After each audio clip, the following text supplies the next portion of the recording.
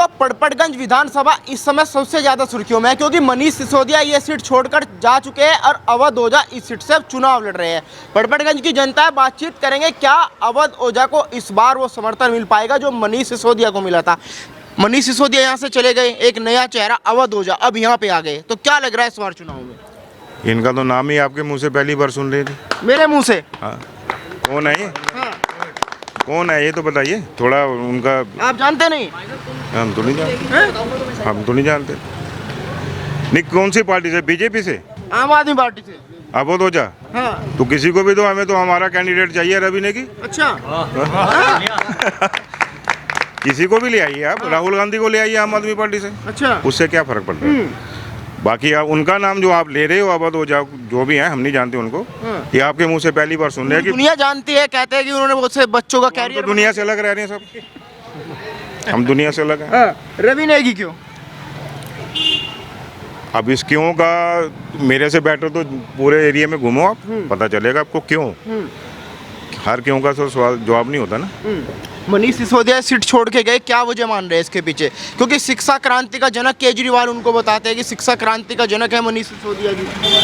हर चीज़ के जनक वो हैं। किस किस क्या डिटेल में बात करूँ आपसे? क्या कहेंगे अंकल जी, क्या वजह मान रहे हैं सीट छोड़ के जाने के पीछे? सिसोदिया जी हैं पड़पड़गंज विधानसभा से। हाँ। ये कुछ काम किए नहीं और यहाँ की जनता से डर गए। अच्छा।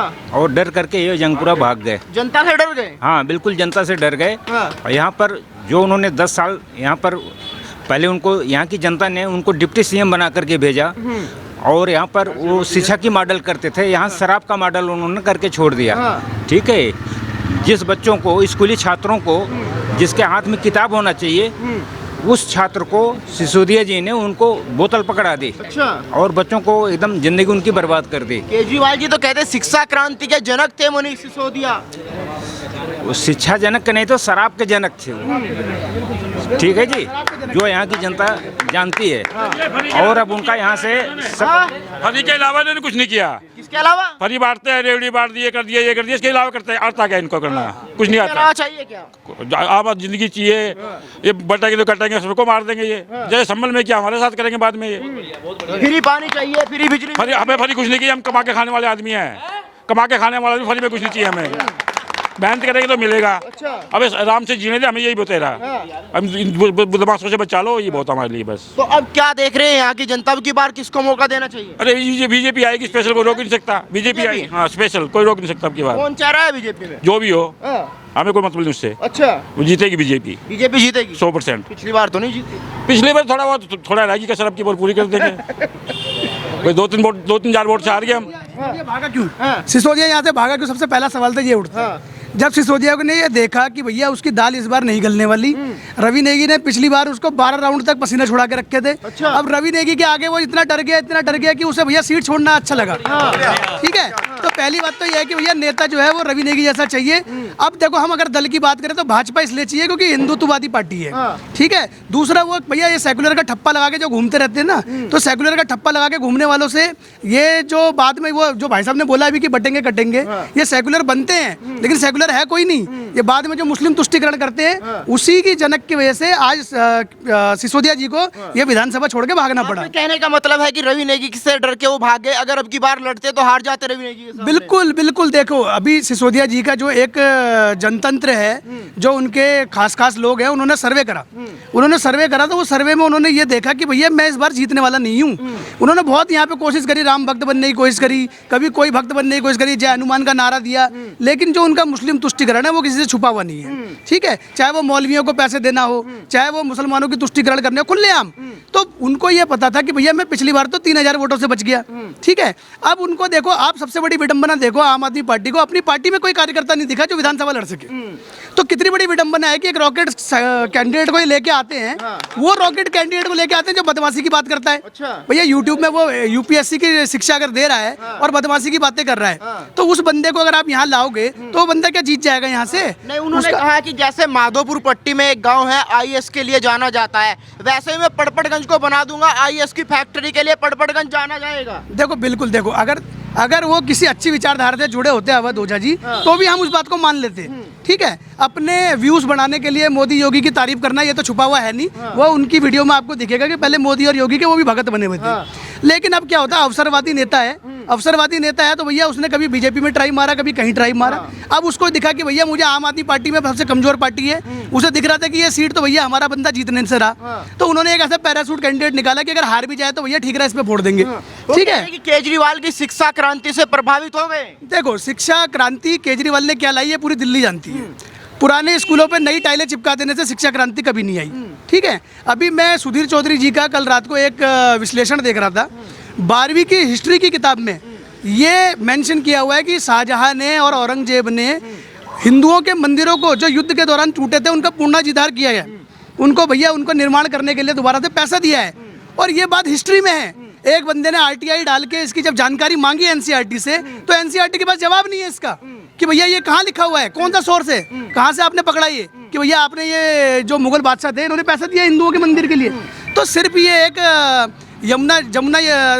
गंगा जमुना तहजीब बनाने के लिए वो भी एक आडंबर रचा गया। तो आज जब ये पहल हुई 2021 तक ये एनसीईआरटी की बुक में ये चैप्टर डाला हुआ है, तो सोचो बच्चों को हिस्ट्री में क्या पढ़ाया जा रहा है कि जिन्होंने हमारे मंदिर तोड़े उनको एक हीरो बना करके दिखाया जा रहा है। तो ये कांग्रेस और ये जो आम आदमी पार्टी जैसी कम्युनिस्ट विचारधारा वाली पार्टियां हैं, इन्हीं की एक वो है। तो शिक्षा क्रांति कहाँ से है इसमें? अब दूसरी बात मैं बताता हूँ आपको, मनीष सिसोदिया शराब मंत्री के नाम से फेमस हुआ, जगह जगह दिल्ली के हर गली कूचों में ठेके खोल दिए थे इन्होंने। कितने ठेके हमारे भाई रविंदर सिंह नेगी ने बंद करवाए यहाँ। ठीक है, तो इसलिए रविंदर सिंह नेगी यहाँ बहुत ज़रूरी है। और सिसोदिया का जो ये क्रांति मॉडल जो बोला जा रहा है एजुकेशन का, ये एक आडंबर है, झूठ का ढकोसला है। और सिसोदिया को ये चीज़ पता थी कि भैया मेरा इस बार दाल नहीं करने वाली, इसलिए वो भाग गए। फ्री की रेवड़ी भी बांटी जा रही है, तमाम रेवड़ियाँ। क्या लग रहा है, एक तरफ केजरीवाल की फ्री की रेवड़ियाँ, दूसरी तरफ वही है बटेंगे कटेंगे। देखो ऐसा होता है, केजरीवाल को ये पता है कि मैंने जीतना है नहीं। अच्छा, ठीक है। अब वो जो जीत भी जाते हैं वो मुस्लिम तुष्टिकरण की वजह से जीतते हैं, ये सबको पता है।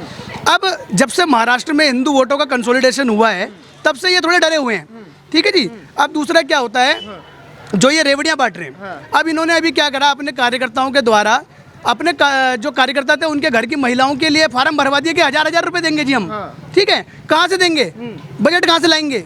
भैया सेंटर स्टेट है, सेंटर स्टेट में आप सब कुछ घोषणा कर दोगे, हम ये भी दे देंगे, हम वो भी दे देंगे, बाद में लाओगे कहाँ से? वो बाद में कह देंगे कि मोदी जी मुझे काम नहीं करने बिल्कुल दे। बिल्कुल बिल्कुल यही होगा। बाद में बोलेंगे जी इसने नहीं दिया, उसने नहीं दिया, उसने पैसा रोक लिया, हम इसलिए नहीं कर पा रहे। तो ये सब एक उनका आडंबर है। और केजरीवाल का चेहरा पूरी दुनिया जान चुकी है। देखो उसे कई जगह से तो लात पड़ चुकी, अब दिल्ली से लात पड़ना बाकी है। फाइनल लात और उसकी ताबूत में कील ठोकने का काम हमारा भाई रविंदर सिंह नेगी करेगा। अंकल जी क्या कहेंगे, अवध ओझा जी आ गए? बिल्कुल बिल्कुल ठीक कही भाई ने, जो भी बात कही बिल्कुल ठीक नहीं, आप है। अपनी बताइए, बस जो इन्होंने बोल दी वही मेरी बात है। विकास हो पाया क्षेत्र में? विकास कहाँ है, सभी दिख रहा है भैया। विकास नहीं हुआ। दिल्ली तो पीछे चली गई, बहुत पीछे चली गई। दिल्ली तो इन्होंने बहुत पीछे धकेल दिया। आप पीछे की बात करते हैं, केजरीवाल लंदन और पेरिस से तुलना करते हैं दिल्ली की कि लंदन पेरिस बना दिया मैंने दिल्ली को। वो आप देख रहे हैं ना, दिल्ली कैसे पेरिस आप ये बन रही देखिए है। कितना बढ़िया लंदन बनाया है। इतना पॉल्यूशन दिल्ली में हो गया। जब केजरीवाल की सरकार यहाँ नहीं थी, खूब शीला दीक्षित पे उसने आरोप लगाए कि भैया हमें पंजाब दे दो, हमें हरियाणा दे दो, हमें दिल्ली दे दो, हम ये कर देंगे, हम वो कर देंगे। आज आप केजरीवाल का एक पुराना बयान उठा के देखो जिसमें वो खुलेआम बोल रहा है कि भैया शीला दीक्षित जो है वो लॉ एंड ऑर्डर को बनाए रखने में फेल हो गई। लेकिन जब उनके हाथ में सत्ता आई तो फिर वही उनका रोना चालू हो गया कि भैया हमारे पास पुलिस नहीं है, मोदी हमें पुलिस दे दे, हम ये करके दिखा देंगे।